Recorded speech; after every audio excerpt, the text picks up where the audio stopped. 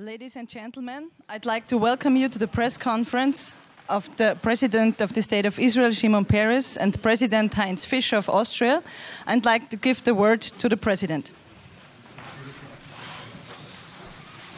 Mr. President, dear Shimon, distinguished guests, it's a real pleasure and a great honor to welcome and receive President Shimon Peres, an outstanding statesman since decades in many functions, and, as he said today, again, a friend of Europe and a friend also from Austria.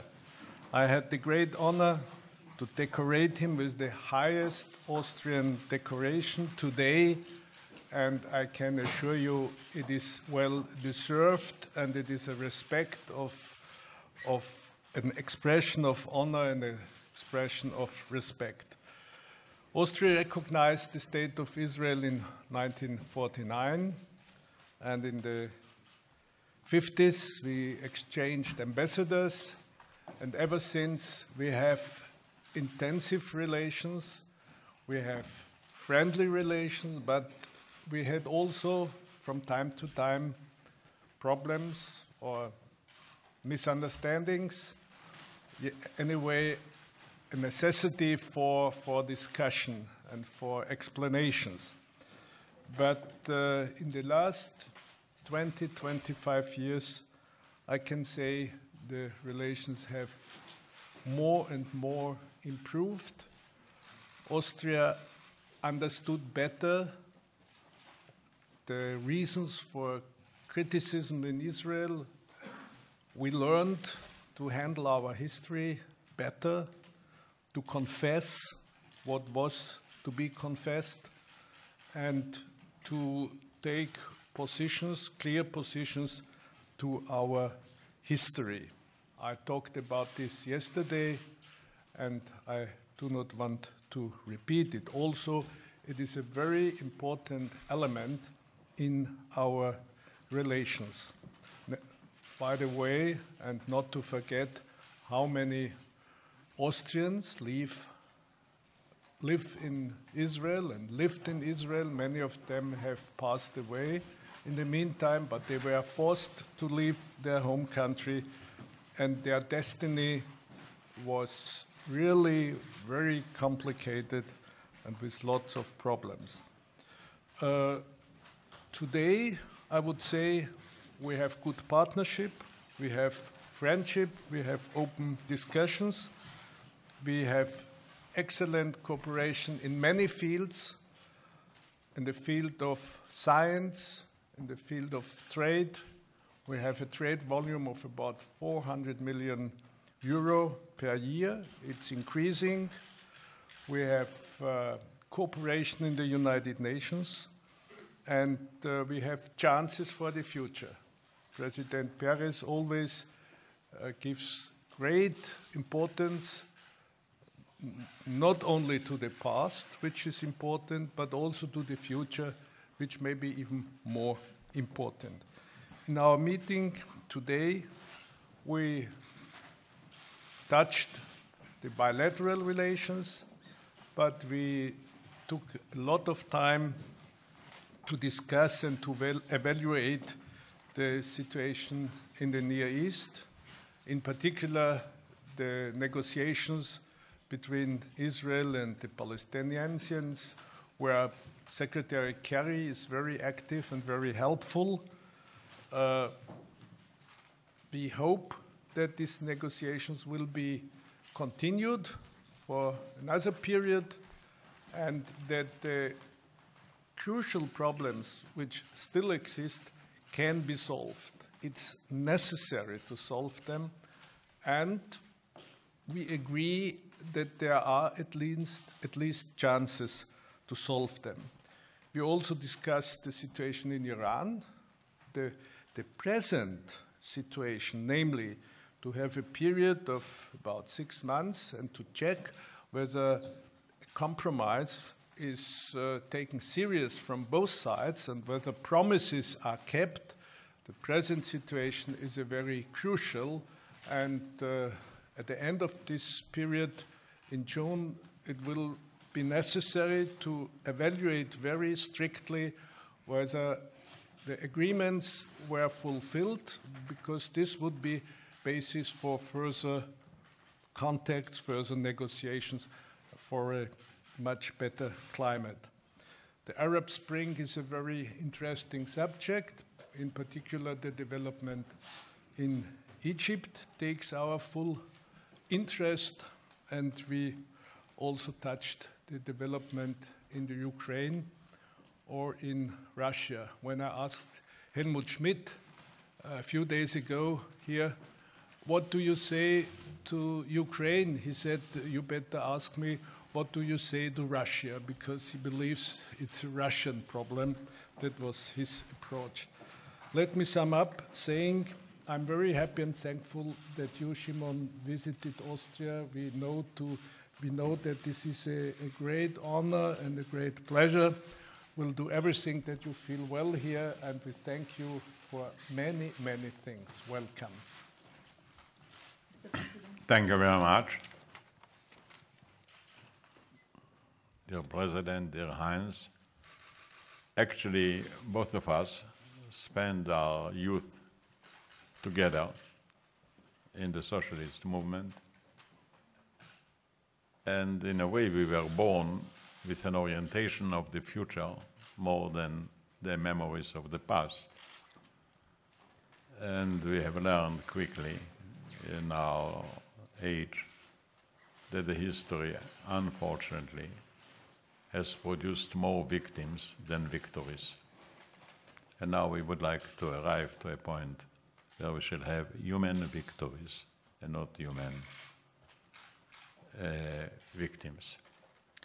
But first of all, let me start with Austria.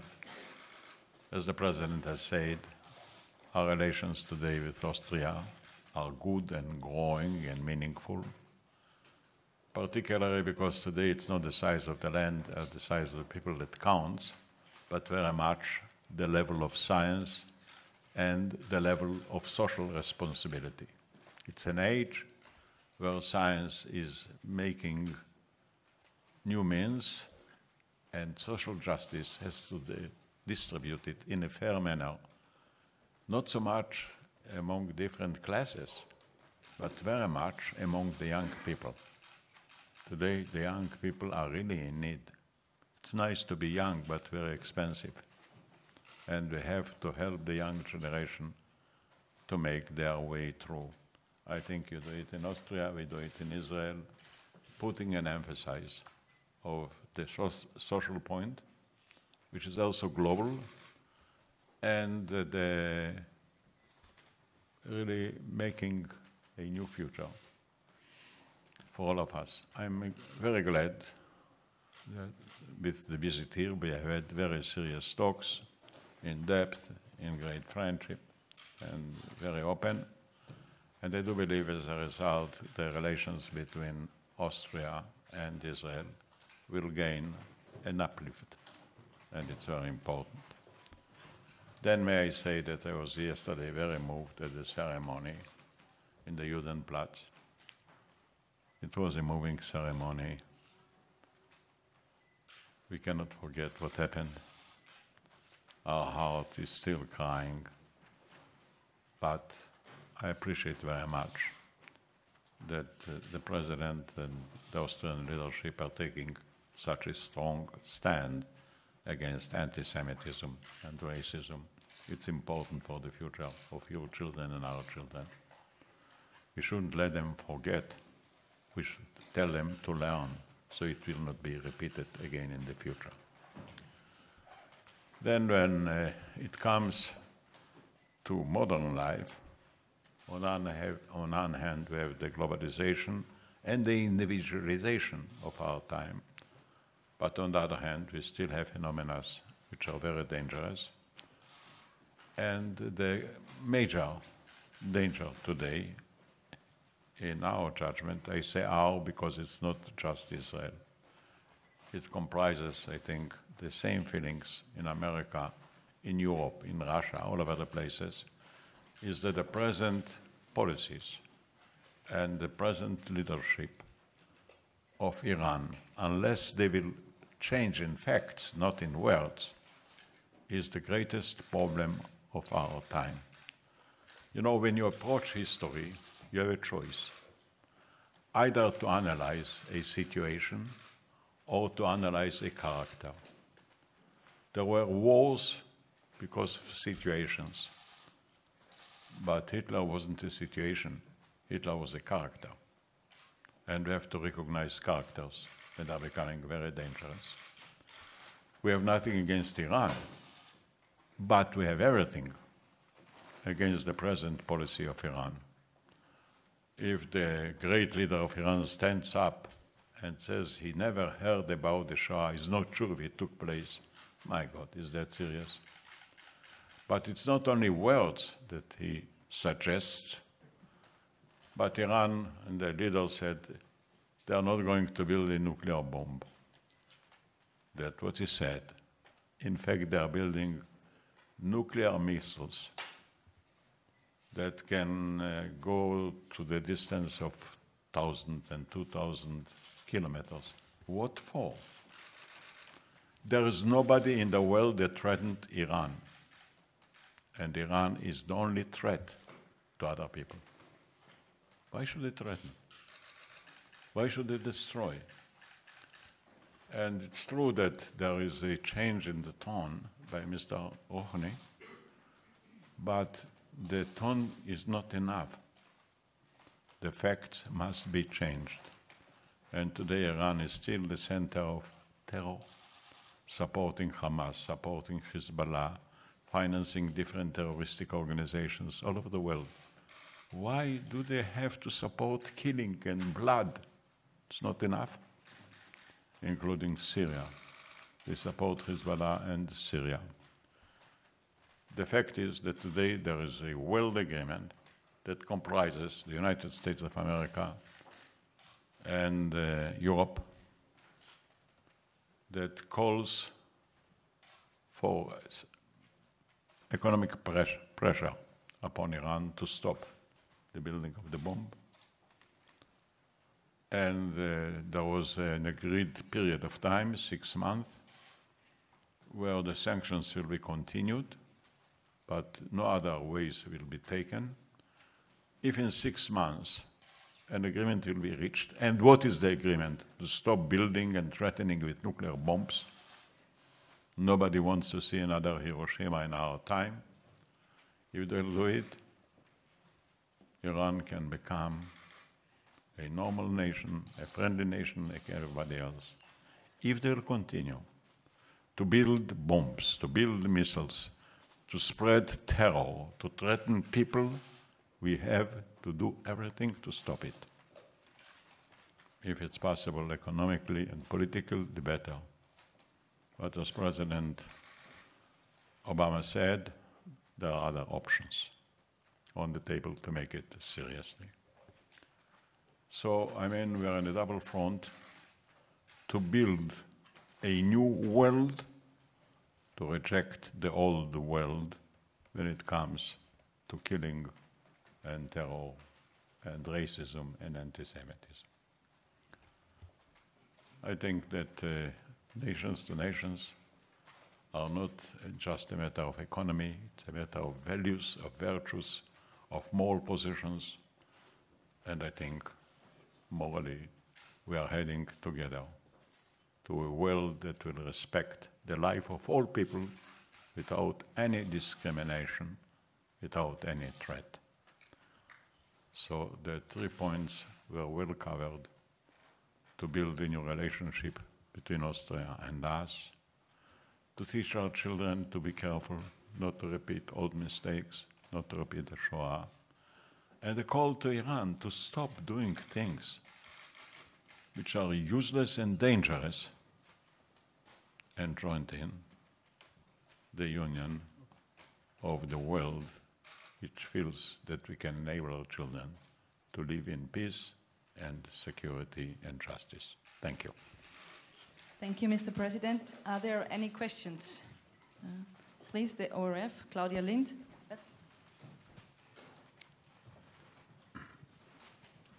Mr. President, could you please explain why you choose Austria for this special visit? And then you said yesterday, founding Israel was the victory over the Shoah. This seems to me a big duty, and for the peace process, a little bit later, you said two things take a lot of time. It's love and peace. So what do you expect from Austria to back the peace process? Europe is an important player in the peace process. You know, we are now negotiating with the Palestinians. And I think we are decided to try to do our very best to reach a real agreement, as we did with Egypt, as we did with Jordan. And I know there are people who are skeptics. I do believe it is a must, and we have to do it. And I think most people believe the same way. Now, Europe has offered, for example, an extremely interesting proposal, namely that if we should make peace, the Palestinians and us will have a special status in the European Union. Austria is an important member in the European Union. Austria is a center of many international organizations here. Austria herself, I believe, has chosen the way to build a better world. All these are good enough reasons to teach our children not to forget, to mobilize ourselves to work for a new world, and really to respect values as we respect other things. Those are good reasons. And I'm very satisfied with the visit here. Thank you. Are there more questions? Mr. President Peres, as a good Israeli, I'd like to divide my question into two questions. The first one... and you want for me 3 answers? Maybe 4 even. Yes. Okay. The President of Austria is scheduled to visit Iran soon. I was wondering if you have any messages that you want him to convey over there. And the second question is, if I may, the district court in Israel has decided today that the former Prime Minister of Israel, whom you know very well, Ehud Olmert, is guilty of taking bribe. And I was wondering if you have any statement regarding this subject in Hebrew, preferably, if that's okay. Thank you. On the first, I think I made my view clear about Iran. And actually, in our talks with President Fischer, we went into more details. But basically, there is a coalition that decided to take a line vis-à-vis Iran that comprises, as I said, America, Europe, and other countries. And I think this should be the line for the coming 6 months. 6 months were given for the negotiations. And the judgment will not be by words, but by deeds. I just heard this morning the verdict of the court. I didn't read it. I can say only it's a sad day for my country. Okay. Thank you very much. You want it in Hebrew? Sorry, just one moment. אני רק הבוקר שמעתי את פסק הדין, לא קראתי אותו, אני לא יודע מה יש בו, זה עצוב. תודה. Thank you very much. I have to close the press conference now because we have a quite